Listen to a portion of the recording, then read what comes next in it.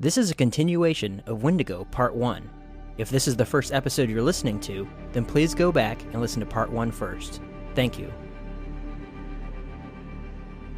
Disturbing content warning. Please be advised that the content of this episode contains true stories of extreme violence, murder, cannibalism, torture, the death of children, and episodes of mental health crises.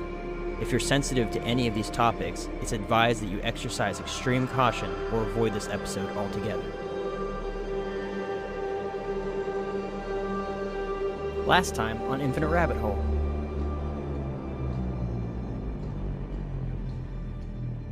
Every time we talk about death and stuff, our ratings just spike straight through the roof, and it's like, geez, man, these guys are fucked up. These people are sick. I love it. Wonderful. And the creature's nature is described as one that is cold, evil, and hungry all of the time.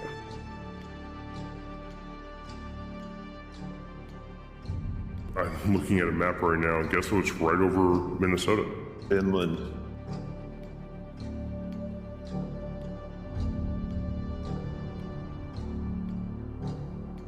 A person is gone and cannot come back from transitioning into a Wendigo once they have taken their first bite of human flesh.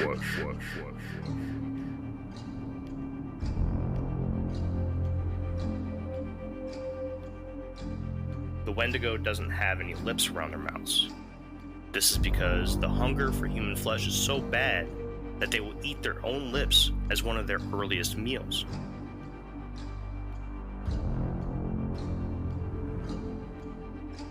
When they arrive, you will know by the unmistakable scream that can be heard from miles in every direction.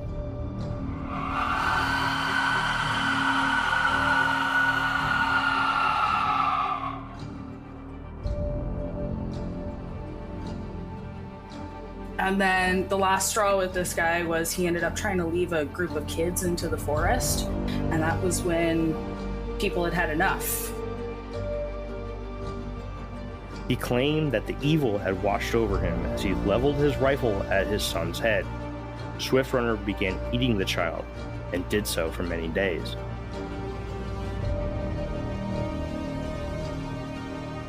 Yeah, he ended up eating his whole family. He led the police to the spot where he was camping out, and they found a whole bunch of bones and whatnot.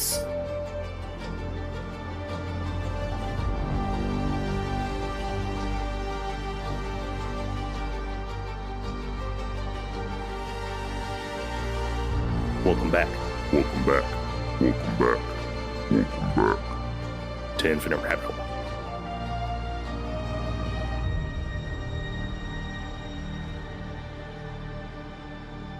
Algonquin beliefs stated very few ways to cure someone from turning Wendigo. As I stated before, the most common way to combat turning into a Wendigo was to pour hot tallow, often bear fat, down the throat of a person who is thought to be going through the transition. But how is this supposed to actually work? The natives believed that by pouring hot bear fat down the throat of a victim of a Wendigo, they could successfully thaw the frozen heart and bring the victim's body and mind back. Modern medicine also has a reason as to why this would have worked. Due to intense starvation caused by delirium, a quick shot of calorie-dense bear fat would give the victim an abundance of much-needed calories and would potentially fend off the delirium symptoms, which in turn would fend off the Wendigo spirit. Another way that is said to cure Wendigo is prayer.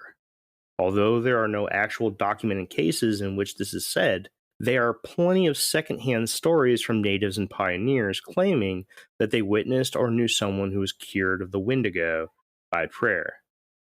One other somewhat common cure for Wendigo is to force a victim to drink massive amounts of alcohol next to a large fire. The thought behind this cure is similar to the tallow cure, in which the alcohol would be consumed in large amounts and would cause the body to sweat. The fire would provide heat from the outside of the body, and the thought that the two combining to thaw the freezing body from both outside and inside would thaw the heart and cure Wendigo. Another way of curing the Wendigo was to trick it into thinking that it would not be successful in the act of eating human flesh. This could be done by tying the victim up and leaving them lonely for a long time, sometimes a week, if not more. When being checked on by shamans, they would be offered normal food and a reminder that if they were to turn Wendigo, that they would stay tied up and locked away until they starved to death. After a few rounds of this, the victim would eventually either die of cold and or starvation or given to the shaman's offer of normal food, which, like the tallow cure, would give the victim much needed calories and would cure the delirium and in turn would kill Wendigo. Another way a shaman would often combat a person turning Wendigo was to physically abuse the victim. Now, I'll tell you a little bit about something that Kenzar will talk about a little bit later, but Jack Fiddler, a well-known chief and shaman, is said to have taken one man who was extremely close to completing the transition and whipped him until the spirit was gone and the threat of the Wendigo was no longer in the man. With all of these different ways to cure Wendigo, the one thing they all had in common was that in order for them to be successful, they needed to happen before the transformation was complete. Once the victim turned Wendigo, there was no turning back. The only option to rid your tribe or village of the Wendigo was to kill it. Oftentimes, the choice to kill a Wendigo would happen before the transformation was complete. In that case, you can practically kill the same way you can kill any person. But sometimes the act of eating human flesh and sealing the curse would happen, and the name of the killing game was changed drastically.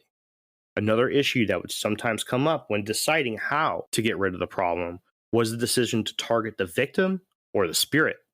The most common way to kill the victim of a Wendigo was to first kill the body and render it unable to move. Then after that, they had to burn the body completely. Often the fire would keep going for 2 whole days. After the fire died out, you would then have to take the remains of the body and the fire and bury them in multiple different locations as far as possible. This would prevent the body from being put back together and reanimated under the control of the Wendigo spirit. The fire was also viewed as a cleansing agent by the natives. Probably the most difficult to perform and one that is repeated as a cure for someone who is going through the transition, tallow can be poured down the throat of a fully turned Wendigo to thaw the entire body, eventually killing the creature. Another very difficult way to kill a Wendigo was to trap and lock it in a kettle and cook the creature until it died from being melted away. Then bury what's left of the creature in different locations. Shamans would oftentimes take to spiritual warfare to fight the Wendigo Paragon with a Paragon of their own. This would be done by entering into a tent, often heavily intoxicated with whiskey, to ensure that the Wendigo could not take hold of their heart, where the shaman would continually chant and shake the tent in attempts to control their Paragon in a battle against the Wendigo. Sometimes the length of these spiritual battles would last for days. Another prominent way to kill a Wendigo was by strangulation. It was thought that by strangling a Wendigo, you were closing off the only means of escape the spirit had from the body. Some would only kill Wendigos this way, so that they were not releasing the Wendigo back out into the world to once again, one day, infect someone in their village. Probably the most simple way to be able to kill a Wendigo is to bury an axe in its forehead deep enough to kill the brain. Simply cutting out the heart and chopping a live creature apart and burying the pieces in different locations was also thought to be a suitable way to kill a Wendigo. When burying the body parts, logs of wood would be laid on top of the body part before dirt being returned to the hole. This was thought as a way to ensure that the body parts were not able to leave the hole and reassemble with the other pieces, which would give life back to the Wendigo.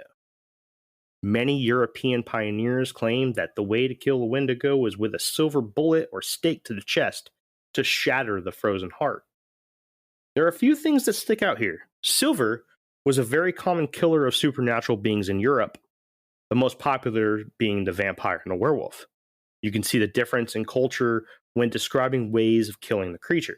The natives used weapons that they had on hand, such as fire, bear tallow, axes, knives, and spiritual warfare. The pioneers, on the other hand, used what was given to them with their own superstitions as the primary way to kill an unknown power. So what do you guys think? Killing or curing a Wendigo? I don't know about that one. I was reading a lot of accounts that it's, if you do manage to catch one, good luck even trying to get it apart. So they do say that a lot of times only the elders, which were, in the Algonquin culture, the elders of the tribes were the most powerful. And a lot of times they were shamans or chiefs, and that a Wendigo can only be killed by someone with immense power. Yeah. So somebody who stood at the pinnacle of a tribe, The authority figure. yeah, was the only one that could really do any damage to the Wendigo. It's not like, if I if I'm in the tribe, I'm 33 years old and this strapping young buck, and I go and I'm like, I'm going to go axe myself a Wendigo. And I'd probably die.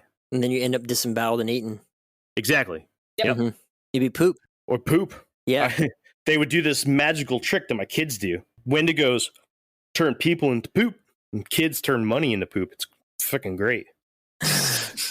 I like the bear tallow thing, and then like what was said of that. The scientifically speaking, if someone's starving, you give them a huge shot of bear fat.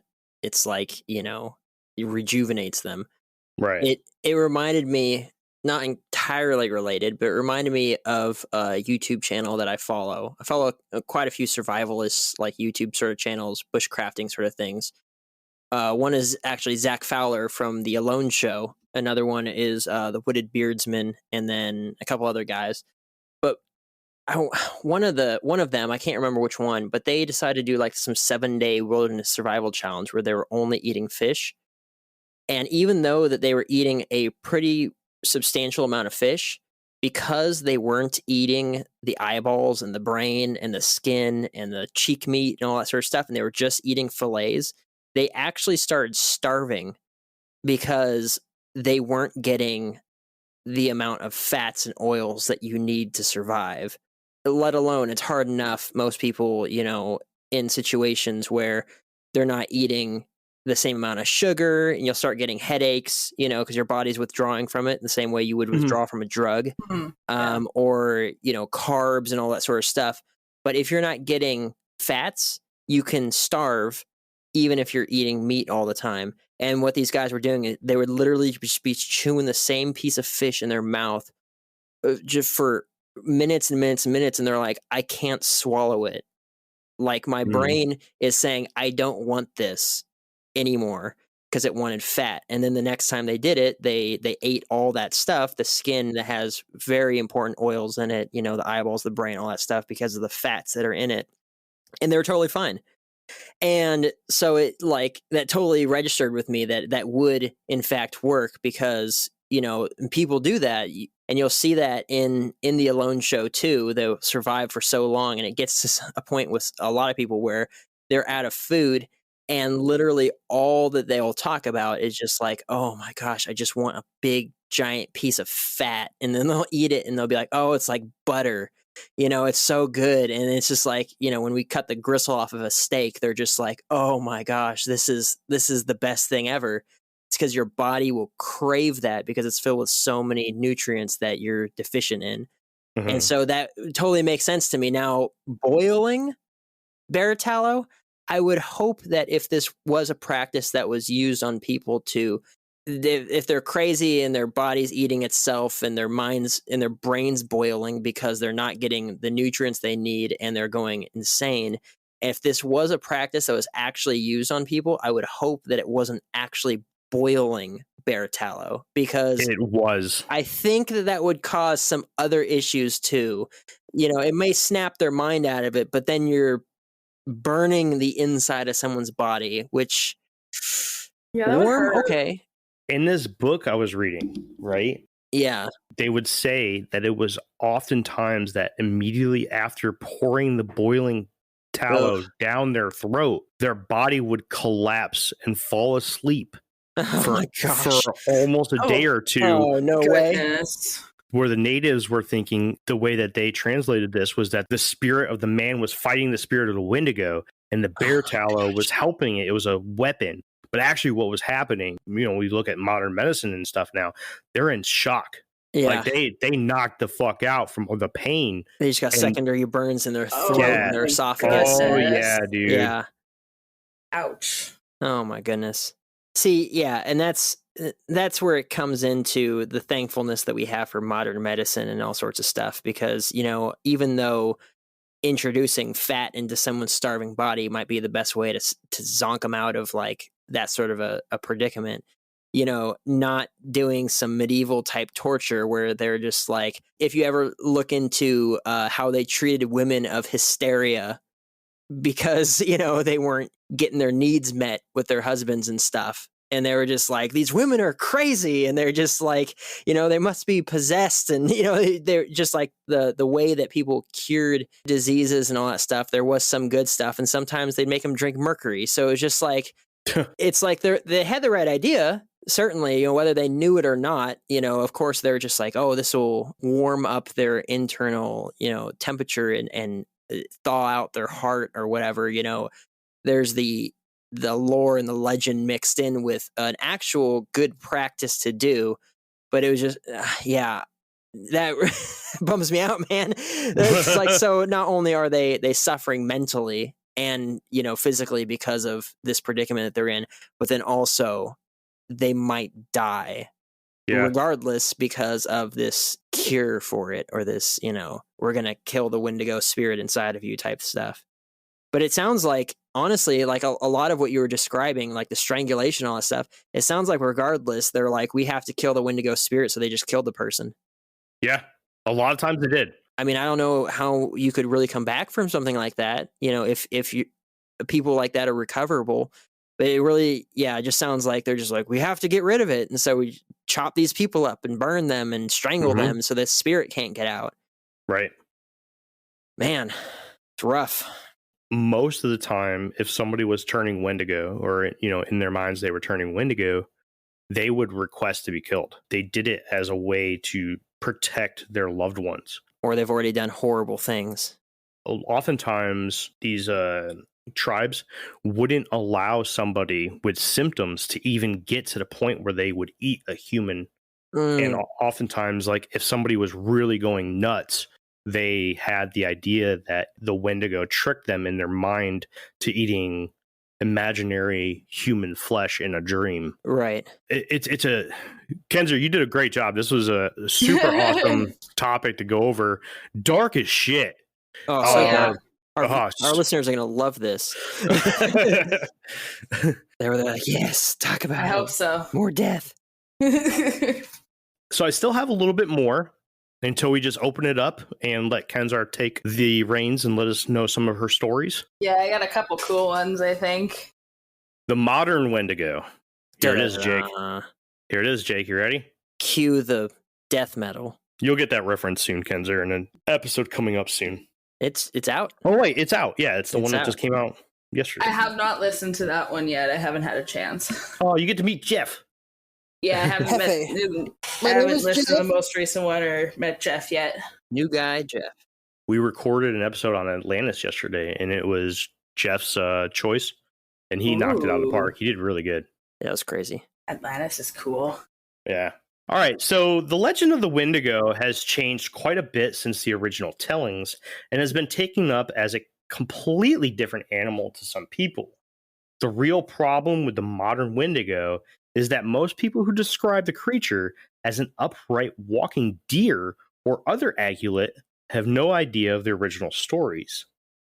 But like many other things in the world, this is what the modern Wendigo is. Still scary, but a little dolled up to flatter those looking for a thrill or something new to be scared of. I have even seen on plenty cryptozoology websites and Facebook pages people claiming artwork, encounters, and or descriptions matching this new modern Wendigo in places like North Carolina, Georgia, Alabama, New Mexico, Oregon, and a plethora of other places. As I laid out in this episode, this is not true. If they are seeing something that matches their description of the Wendigo, then it is something else. But stranger yet, is how a spirit is showing up on cryptozoology pages and books when there's nothing zoological about this legend.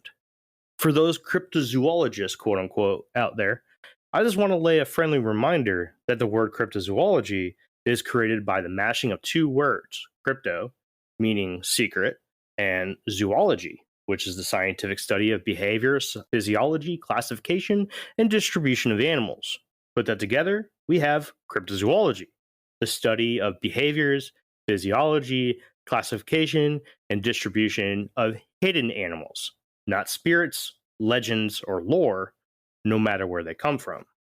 The modern Wendigo with antlers on top of its head, hooves for feet, and bare bones looks more like a zombified version of Cernunnos, the Gaelic god of beasts and wild places, instead of a frozen and lifeless human body.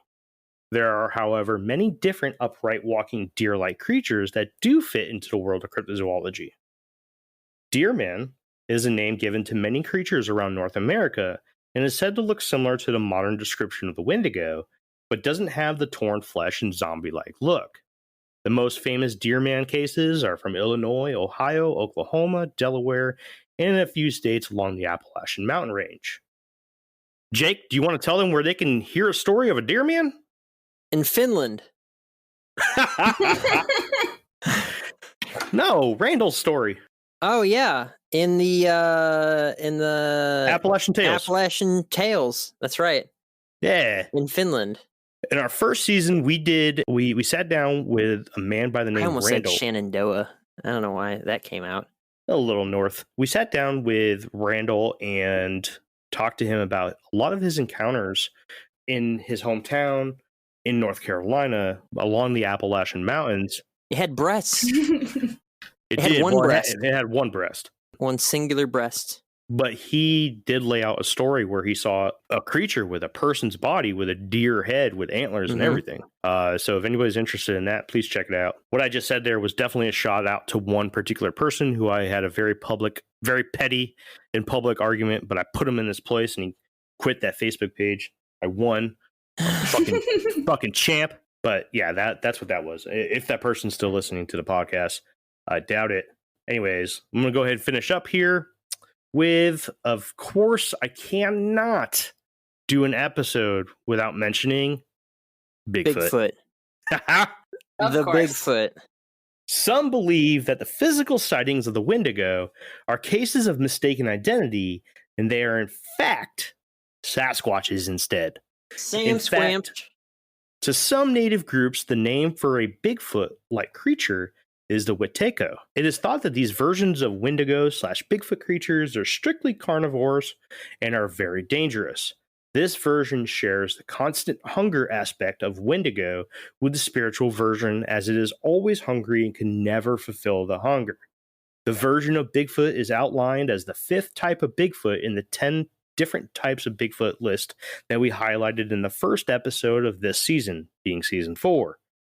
And it even shares a territory with a spiritual or more traditional Wendigo that we talked about earlier in this episode. Other names for these are the Janoska or the Stonecoats. They get the name Stonecoat, get this, is going to sound familiar, because they were known to cover themselves in tree sap and roll around in gravel, dirt, and sand. Nice. Just like the Wendigo earlier. Creating an armor of sorts when dried that pretty much stayed permanently on their bodies. They are also thought to be one of the more intelligent versions of Sasquatch, and they grow to be very, very big. The average height reported is around 8 to 10 feet, and they are also known to travel in 1s or 2s and have a nasty habit of stealing and raiding camps without worry of stealthiness. So they're very, very like, I don't give a fuck if you see me, dude. I'm a big-ass fucking Sasquatch, so go fuck yourself. I actually came across a story where somebody ran into 2 of what they claim to be Wendigos, and listening to what you just said about them pairing up makes so much sense to that story now. Basically, the guy he saw 2 Wendigos and immediately was like, let's get the fuck out of here, and effed out. But yeah, said there was definitely 2 of them, and he felt like they were trying to lure them around. So yeah, they got out of there. thankfully, but that makes a lot of sense. Hey everybody, bear with us while we take this quick break. I'm done with my soapbox. I got through my entire 18 something stupid pages of notes, and I completely took the spotlight away from Kenzar. All good. It is now yours, Kenzar. Let's go over some stories that you got. I have one that I thought was kind of cool, just because of my relation to the area that it's from. Cool. There was a guy, his name is Vincent Lee, back in 2008. He ended up immigrating into Canada in 2006, I believe I saw. And then in 2008, he murdered a man named Tim McLean, and they were on a Greyhound bus on their way into Winnipeg, Manitoba. Yes. Yeah. Good, I'm sorry. The local Indigenous people around there believe that he could be a Wendigo. He was released in 2017, I believe, and there was huge debate. What he did is on the Greyhound bus into Winnipeg is he murdered Tim McLean and started ripping cutting his body parts off and eating the flesh, and he cut the head off and scared a whole bunch of people. There was a whole ordeal about it. He did get arrested, went to jail for it, was released in 2017. He's on some hefty meds, and what I was reading is he knows he needs to stay on his medication, but people are very concerned about him not staying on his medication, and It's a good concern. Oh, I would definitely be concerned. Even I read somewhere, I don't know how true this one is, but I read that his mother even said, don't let him out. Like, Yeah. he needs supervision, like 24/7. He needs his medication. If he doesn't have supervision, there's a very good chance he's not going to take his meds. It just happened to him, though? It wasn't some, like, underlying issue he already had, like, this just happened? He ended up getting off on, I think, mental health issues or something, so he ended up going to a mental health institute instead of going to jail. I don't have any notes on it or anything. It was something that I very quickly read into because I found it last minute before this started, but I thought it was kind of cool because he was jumping back and forth between Winnipeg and Edmonton, Alberta. Winnipeg, Manitoba, and Edmonton, Alberta, jumping back and forth between the two for jobs and whatnot. Everybody said he was a very violent person. I believe I read somewhere he drank quite a bit. Don't quote me on that one, anybody. But yeah, he was just a very violent person. Up and left his wife in Manitoba one day to go get a job in Edmonton, and then up and left his wife in Edmonton to go see if he could get a job in Manitoba, and on the way there ended up killing this guy and eating his flesh on the bus. So what I remember reading about this, because I read about this back when it first came out. I could be wrong, because again, this is a very long time ago, but just like other things with Wendigo psychosis or, someone turning Wendigo, he did claim that he was taken over by evil spirits. Yes, I do remember reading that as well. Again, it was just chalked up to, he's got a mental illness. It's Wendigo psychosis. But he very much so felt that he had demons. I remember reading. Those are some pretty fucked up demons. Right? Yeah, apparently that the guy he killed was sitting next to him on the Greyhound bus. And for some reason, everybody stopped him from exiting the bus. Like they prevented him from leaving the bus so that the police could get there because they were in a little tiny town in Manitoba. For me, what made this stand out so much is I found out that the Tim McLean, the guy that got murdered, was a carnival worker, and he was on his way back home. Yeah, he was on his way back home to go see his family in Winnipeg from Edmonton after working the local carnival that's in Edmonton. I'm from Edmonton. I went to that carnival every single year. There's a very good chance that I could have crossed paths with that guy because he was running the Ferris wheel and I went on the Ferris wheel that year. Jeez. So I don't know if I actually did come across with the guy because that was a long time ago now.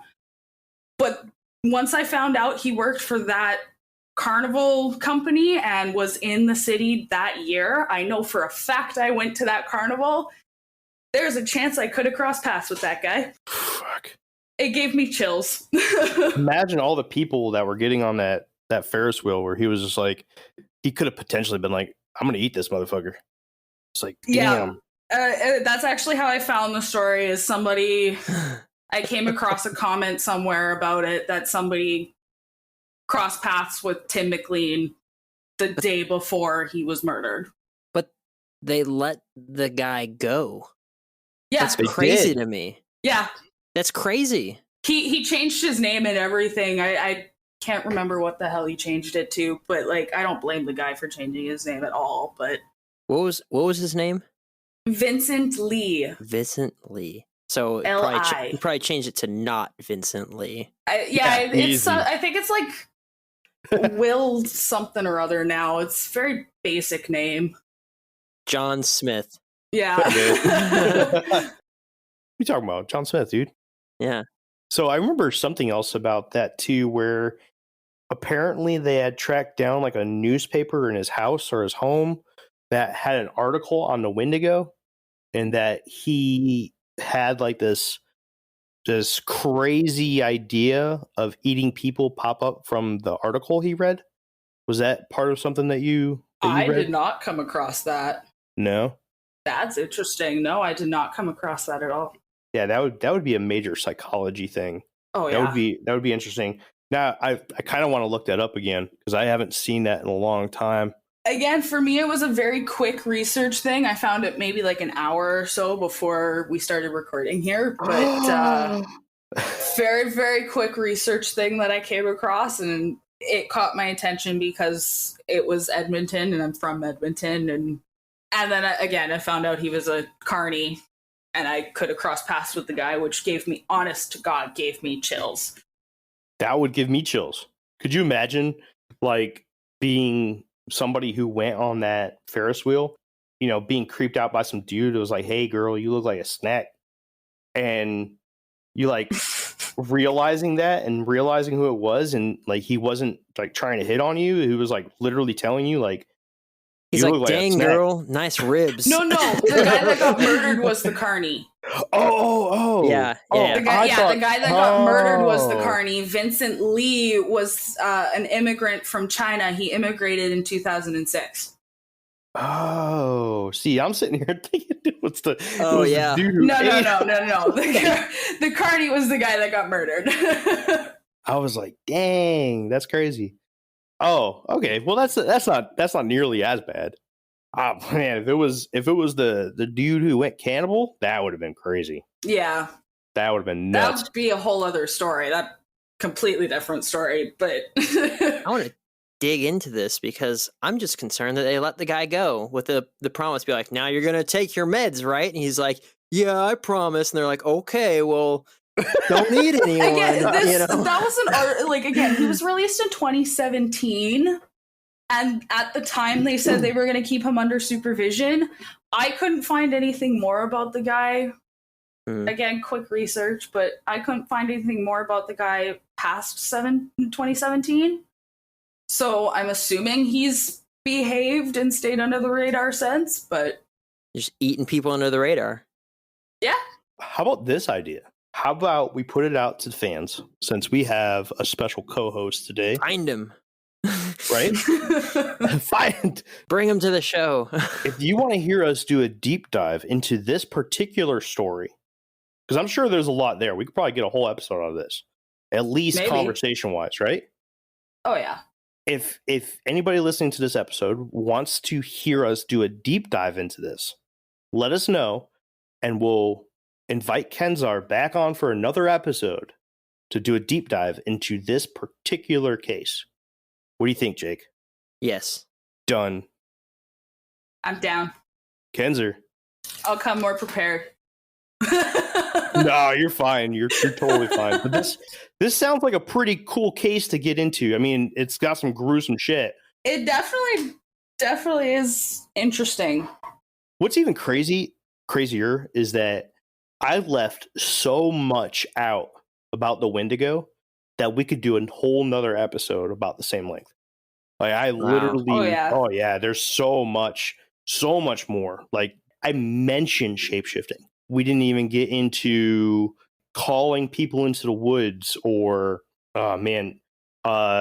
what was it? The fiddler, Jack Fiddler, Jack right? Fiddler. We didn't talk about him. We didn't get into that. There's so many things, dude. That Wendigo Lake.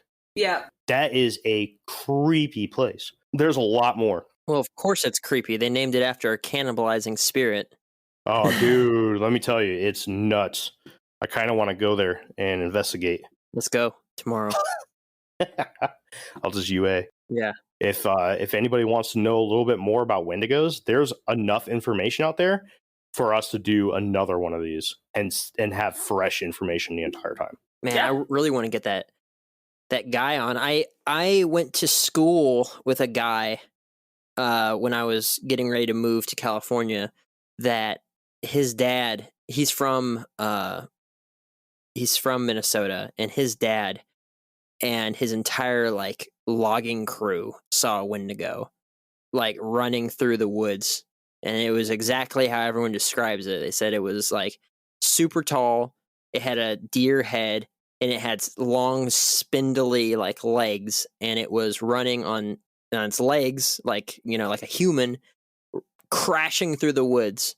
And everyone's just like, well, we're done here. And then they packed up their stuff and they left the job site, and they told their boss, we're not going back there. And it was a like 15 blue collar guys out in the woods for a logging trip where they were just cutting down trees, and they all saw this, and every single one of them were like, nope, we're done. And they just packed up and rolled out. And I'm sure I'm leaving so much stuff out. And he expressed to me that there's no way his dad's going to come up on our show and talk about this. But if he could get a rundown from his dad and then come on and talk to us about it, like that would be so cool, because he's from an area where they, you know, where people claim to see this stuff. You know, there's a difference between sightings from Joe Schmo and sightings from guys that would really be hurt if they lost their jobs. Like when you hear of Bigfoot sightings from forest rangers or cops or first responders of some type, or you hear about these sorts of things from hardworking blue collar type people, it's just like there's a different feeling around a sighting versus when you hear, and I'm not saying that it's not credible and it's not an experience that they've had, but when it's like some farmer somewhere, it's like there's a different level of like you're risking your career over this because someone might think that there's something wrong upstairs. And, you know, if people see something like that and they're willing to come out and say it, it's just, it has a different feel to it. So I'd like to have him on here to give his story, and hopefully he's not on a ship somewhere and I'll have to reach out to him, because that would be really cool, because that would be. I am not the guy that believes that you can will something into existence. That is ridiculous to me to even us. But I don't know. I was talking to Jeremy before this episode, and Kenzar right before you got on here, and we're kind of talking about the Algonquin people and how this is their legend. And I was just like, kind of under the assumption that this was just a tribe. And then Jeremy said, no, this is more like a group of tribes that they're called the Algonquin people, right? But even still, it's like, I understand that this is like a regional type lore, legend, or whatever. But the thing that strikes me so hard about Bigfoot is that there was stories and names attributed to Bigfoot from Native American tribes all over the United States, all over Canada, you know, and we can see different types all over the world. But these ancient people had their own stories and their own names and things like that, but the characteristics line up almost exactly to what people say today. So there's a lot of credible stories and possible evidence that this is either it is or it was a real creature. So when I think about like this sort of a thing, and people still claim to see it, not see people that are affected by it, like this Vince Lee guy that ate somebody, but actually see a real animal and attribute that and say, or, you know, whatever, they see it and they say, it's the Wendigo. So I don't know. It's hard for me to say that, like, yeah, this is anything more than a legend or a story to describe a mental disability or a mental deficiency or someone that just lost it. This is the Native Americans' way to describe this sort of happenstance. Mhm. And to say that this is an actual real animal or a, you know, a monster that's out there in the woods, because it doesn't go past the Algonquin people. You know, Right. it stays in that area. And I don't know, it's hard to say, like, you know, even getting if you got like a picture of it and be like I don't know, it could be doctored because it's just not as widespread. And so this is a real head scratcher for me because it is so local to that area. It's not widespread enough to where people would be like, oh, and then it happens here, and it happens here, and it happens here, and it happens here. Because you think that if it was a real occurrence, that it wouldn't just be excluded to places where it snows. Mhm. Because desert dwelling people have to deal with starvation sometimes too, you know? So it'd be like it would just happens to people that are starving and then it turns them into cannibals and stuff. So it's just like, yeah, I like this episode because it's like it's bringing me out of my comfort zone of I'm the guy that doesn't believe in most of this stuff. And I know Jeremy, it kind of falls along the same boat. We like the story of it. We like the legend of it. We like the talking, you know, talking about it and everything like that. Especially if it's really like this, it's really frightening. It's creepy and it's, you know, describing a horrific sort of circumstance where someone might get into a position where they're so hungry that they're willing to eat their family members. But it's pulling me out of that zone of, you know, I want to attribute so much, and I understand the Native Americans and a lot of Native people, you know, worldwide had their legends and stories because that's how they explained things and that's how they entertained each other. And it was all about stories. And that's how, you know, what they built their communities around, things like that. But I like to attribute, you know, the things that they saw, the things that might actually exist because many stories there were, or how widespread it was, or whatever.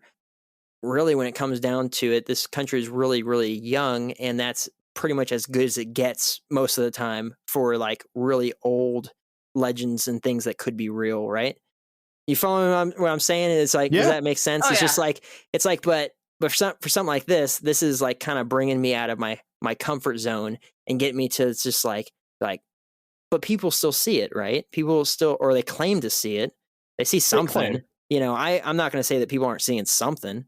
You know, whether that is like what Jeremy was saying, like a different type of Bigfoot or something like that. You know, a different type of Sasquatch or a dog man, whatever it may be. Or, you know, like Randall's experiencing, you know, he truly believes that he saw what he saw in the Appalachian Trail. And it's like, okay. Yeah. But yeah, I don't Oh, know. yeah. It's mind-boggling to me, but I'm enjoying this. I love this sort of stuff. This is really cool. And I'm sure the fans are going to love it too because a lot of people died in all these stories. I absolutely loved doing the research on this topic. The book I got for this was the exact book I needed. It was perfect. It's called Wendigo Lore by Chad Lewis and Kevin Lee Nelson. If anybody wants to get that book, it's fucking awesome. And it doesn't skip any details. It's just, I can't put it on a high enough of a pedestal. If you love the Wendigo lore, buy the book. It's awesome. You'll love it. I actually heard a term in the book that I thought was very, very interesting, and it describes exactly my love for this stuff. Which is Folklore archaeologist. oh, I love that term because that is what I love. I love I do love cryptids, right? mhm. But I really love the act of digging deep into the nooks and crannies of books, libraries, websites, magazines, newspapers, old stuff to really find the beginnings and all the details that have been lost in time to bring it in onto the infinite rabbit hole.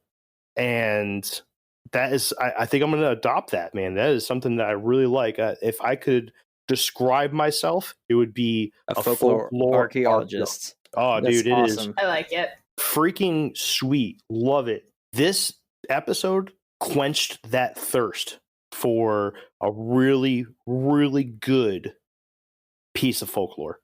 This was fucking great.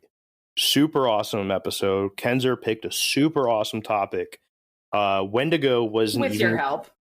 Well, I mean, I created a list of Canadian cryptids, you know, but it was you that picked. You wanted to do a cryptid and you wanted to stay Canadian, and I mean, I guess I nudged you in the direction, but you ultimately picked the topic. And honestly, Wendigo was something we were going to do eventually, but it wasn't even on the list to do in the next season. And then your email came along, and sure enough, sooner rather than later, Wendigo was now almost all the way to the top of the list, getting done as soon as possible so we can make our one fan in the entire world happy. And and it was an awesome experience. I got a lot of research to do for some upcoming episodes, but the time I spent on this was not thrown away, because now the Wendigo is one of my favorite pieces of lore because it makes sense. It really, really does. Again, I don't necessarily believe in... You know what? We'll just do my final thoughts real quick, and then we'll run through everyone's final thoughts. I don't necessarily believe that people are seeing Wendigos. I could be wrong. You know, I don't want to step on anybody's toes there. This is just my beliefs. I think that there are a lot of other cryptids or a lot of other creatures that match the descriptions that people are giving out.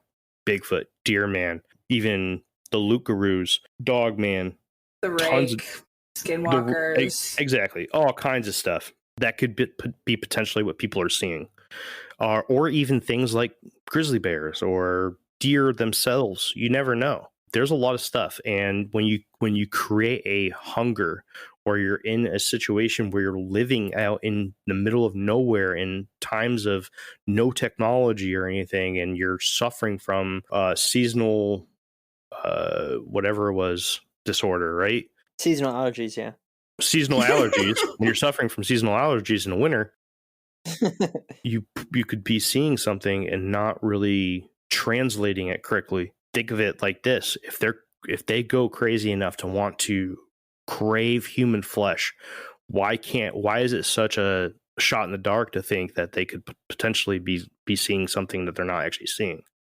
Now, as for modern sightings, I think that it is a case of mistaken identity. Could it be a cryptid? Yes. Could it be a well-known zoological animal that we know now that's completely categorized well? Yes, I do think so. But I love this lore. I love the story of the Wendigo. Everything makes sense. It's got a folklore version why it makes sense, and it's got a medical and scientific version why it makes sense. And I think that the two worlds collide so well on the story of the Wendigo that this has quickly jumped up my list of favorite things that I've ever learned about in the world of folklore and cryptozoology. And I can't see it being knocked out for quite a while, if ever, honestly. And that's it. Who's next? Someone say stuff. My final thoughts. I agree that I think it's kind of mistaken identity. If you're in the right region, maybe you're seeing the Wendigo and what you're saying you're seeing. But a lot of the accounts that I was coming across and video footage of whatever, I definitely think it's mistaken identity of something. The folklore is absolutely amazing, though. The stories behind it are kind of incredible. They're scary and they're horrific, but they're incredible. And I enjoy that as well. That I very much so agree. That's the folklore is intriguing. I agree. But does a Wendigo necessarily exist? I don't think so. I think we're seeing something else. Couldn't agree with you more. What do you think, Jake? I think that I agree with both of you, right? That it's mistaken identity, whatever it may be. And I think that it's a legend from native people to describe a issue that was going on or did happen occasionally, and they described it in the same way they described everything else. And it was with stories, and then they became legends, and maybe they were embellished a little bit. It sucks to hear that, that they actually did practice, their ancient techniques of ridding it by killing a bunch of people and by torturing them by pouring liquefied fat down their throats and stuff. I know I use hysteria, but I mean, another great example is how we used to treat, mentally ill people back in, even like the early 1900s. I mean, we'd electrocute them and we'd pour them, we'd put them in ice water and all kinds of stuff. Like it was crazy. It's just like, gotta get the demons out of them. But you know what? This movie or this thing is making me want to watch the movie The Ritual. That's a good movie, but that's not. That's I know it's not the same thing, but it's just it's like, gosh, great movie. Yeah, but yeah, I think it's mistaken identity. I think people are seeing something for sure.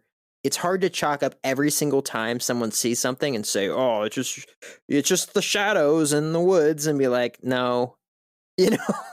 I don't believe that. I think that there are probably some undiscovered animals or, beings that are out there that we haven't seen before. And on the other side of it, I'm a Christian guy and I believe in demons. So, I mean, just like, yeah, why not? But, yeah, I don't know. I really like this episode. I thought that it was really cool. There was a lot more here than I thought there was going to be, but also doing the research that I did, it was a lot different than I had always believed Wendigos were.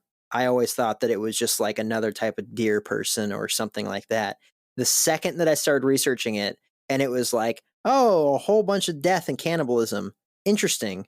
Had no idea. Not a clue. It was never something that I had gotten into where I was just like, oh, what's all this about? It was just something that I had heard about upon passing, or maybe there was a movie or someone, like my classmate told a story about his dad seeing one. Even then, I didn't dig into it enough to look into what is a Wendigo. It was really disturbing, and it was a lot, and it was really cool. I'm spotting a trend with you there, sir. What's that? That I don't care? Bingo. No, that we do these topics, especially when it comes to cryptids and folklore. This was something I was excited to do with Jake at the beginning, Kenzar, because he didn't believe in any of this stuff. He didn't know any of it, and you've heard our let us introduce our episode, right? Ourselves, yeah. The very first one. It literally happened just like that. Jake and I were playing video games. He asked me what my screen name was, Woodburger. Oh, you don't believe in that shit? Or however he said it. He always says that. I never said that. Whatever. I said, oh, you're one of those losers? No, I'm just kidding. He was probably right. I probably said something along those lines. Be like, really? I just love that every time we do another piece of folklore or cryptids, Jake says, I didn't know there was that much there. Yep. And I didn't know. I thought it was just a deer man. I love that. I love that because I'm hoping that's what people get when they listen to the episodes. I want someone to listen to this and say, wow, I didn't know that. That's why I'm so detailed in my research, because I've told, especially CJ, I love CJ, but he was really big on keeping it at an hour tight, right? But I was like, no, we're not leaving any detail out ever, CJ. Fuck you. And he was like, well, then I quit. And I'm like, all right. Yeah. And I hope that, I hope that you too, Kenzar, came into this episode and learned a little bit, or that I provided something that you didn't know. Oh, heck yeah. I had lots of fun doing this, and I definitely learned something out of it, for sure. That's awesome. I know I talked a lot, like I always do, so I hope I didn't take the spotlight away from you too much. This was your episode, and I hope that you enjoyed yourself. I know I enjoyed having you on. I can't speak for Jake, but I'm pretty sure he did too. Yes. Kenzar, would you like to come back I know we were just talking about it, doing like a part 2 of this, but would you be interested in coming back and, I don't know, doing another cryptid or a legend or something like that? I mean, so Jeremy did this thing where he made this gigantic list of stuff that's on our share drive, where if we're ever in a spot where we're like, God, we don't know what to talk about or what we want to do, we can always like look and be like, well, here's a list of things that interest him and like legends and things like that and cryptids and everything that we could do a deep dive in. So if we're ever like in a position where we have like a writer's block or a brain fart, we could just look at the list and be like, oh, that's it. But but we would like you to come back. I mean, this was a lot of fun, right? But we have a, you know, a kind of a setup list of things we want to do for this episode. We've kind of just decided amongst ourselves. I'm going to be doing the Fresno Nightcrawler here this next episode because I'm from Fresno, California. And as much as I think that it's just a bunch of crap, I'm going to do a really good episode on it. And yeah, you are. And I'm going to be at the very end of it. I'm going to be like, wow, I knew there wasn't a lot and there sure wasn't. But would that be something that you'd be interested in to come back and join us either on this season or next season or something like that when you get a chance? Because I really enjoyed having you on here. I know Jeremy did. I know if Jeff was here that he would enjoy it too. But I'd like to keep this whole thing going. You know, there is something to be said about, you know, a fan reaching out to us for the first time to be on an episode with us. Yeah, absolutely. I'm totally down to do another episode with you guys. I've had a lot of fun doing this. It's probably, again, I work 2 full-time jobs. I work and sleep, and that's basically it. So this is the most fun that I have had in months, and I'm totally down to do it again whenever you guys want. Hey, so I just sent a list to the chat of all the episodes on this season. So you're getting something only Patreon has access to, and you can literally pick any one of those to come onto. Your choice, whichever one you want. You see, it's got the recording dates and release dates right next to it. Can I pick one now? Because like I've already decided, I think. That's fine. We're going to delete it off of the episode because we don't want anybody. Yeah, of course. We like to keep it all a secret. We kind of gave you a big spoiler. You know the entire season now. This is everything that we're going to do is right here. So that's cool. You have a big in with what's going on in Infinite Rabbit Hole right now. We're gonna sue you if you say anything. We don't actually have lawyers, but we'll find one. We'll go through a jag. Nobody will ever see this. Trust me. This is need to know, and nobody needs to know. But yeah, so that whole list, Kenzar, you have a complete choice of whichever one you want. You can absolutely choose now. You could choose now and change your mind later if you wanted to.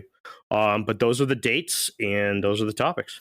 It's insane. We'll have Jeff on for that one too. So sweet. New guy Jeff. That's his name, by the way. Perfect. New guy Jeff. So what'd you think, Kenzar? Tell us your honest opinion. How horrible was this experience? It wasn't at all. Oh, we'll do better next time. I actually had a lot of fun with this. Definitely out of my comfort zone for sure. I'm not used to first podcast ever. I'm still fairly new with even listening to them and finding ones I like and stuff like that. So first time ever recording a podcast and not used to this whole. I don't do technology. I really don't. It's a pain in the ass. Agreed. But at the same time, if you're not keeping up, you're falling behind. So. Agreed. Kenzar, I almost threw away my computer 2 months ago because I thought that it was broken and I couldn't turn it on. I couldn't fix it. I was pressing the wrong button to turn it on for weeks. I have a laptop that I bought, I think in 2010, that I'm still trying to salvage. That the Wi-Fi adapter in it no longer connects to the Wi-Fi. I have to tether the Wi-Fi onto the thing. It's got no sound. There's pixels in the screen are screwed. Like, I'm really trying not to buy a new laptop. I'm just gonna say, if it's from 2010, you'd spend less money buying a new laptop than repairing one from 2010, hands down. Oh, 100%, but I refuse to repair it either. So I don't use it ever. So that's why I've hung on to it for so long. I have a 2010 Toshiba right here that I'm resting my foot on that hasn't turned on in a year. It's just, I don't want to lose the data on it, you know? Yeah. So it's a footstool. Yeah. Yeah. Hey, if it works, right? Yeah. It does something. Well, we're going to go ahead and start closing out. Kenzar, thank you so much for coming on. This was a blast. This was everything I wanted it to be, to having our first fan on as a co-host. It was a really special episode to record. This is not only special to Jake and I, but historical for Infinite Rabbit Hole. So whenever we're like super big and super famous as like the #1 podcast in the world and promoting world peace everywhere, it's going to be like one of those trivia night questions in your local bar. Like, what was the first guest co-host that Infinite Rabbit Hole ever had on their podcast? And it's going to be Kenzar.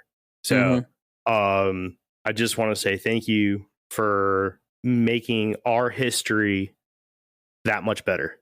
And I hope that you had a great time. I hope that you can, you don't hang up with us right now and go to your husband and your friends and be like, yep, they're dipshits. I'm never listening to another episode of that again. Forget what I said. They're idiots. I hate them. I hope that what you do is you go, hey, that was a lot of fun, and I can't wait till next time. And I know that I can't wait to have you back on for the episode that you chose. I know that it's going to be a special episode because talking about a good seasonal episode, that's going to be a great one. And yeah, I just can't wait. I'm lost for words. Thank you. That's what I got to say. Thank you. No, I've had so much fun with this. Thank you for having me. Thank you. Like, just the fact that you guys even wanted me here just is the coolest thing in the world to me.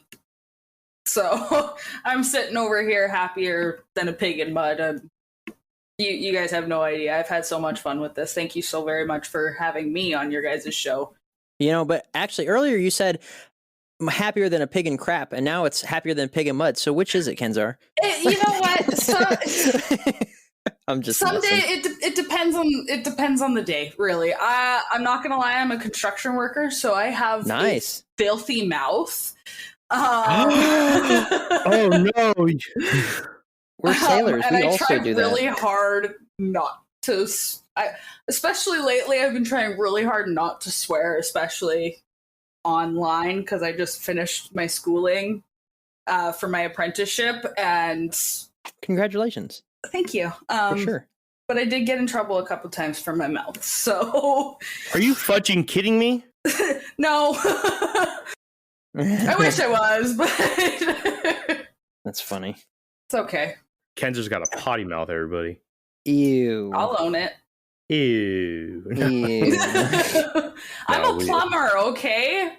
It comes with the job. If you heard the things that Jake used to say every day, and the things that I say every day, Jake has really gotten a lot better. And I even tried to mute myself around Jake out of respect. It doesn't work all the time, but I try. But anyways, Kenzar, would you like to close us out? I don't know. Okay. Well, thank you, everybody. That was another episode of the Infinite Rabbit Hole. Have yourselves a wonderful night. Woo! See how easy that was? Easy peasy lemon squeezy. Easy peasy lemon squeezy.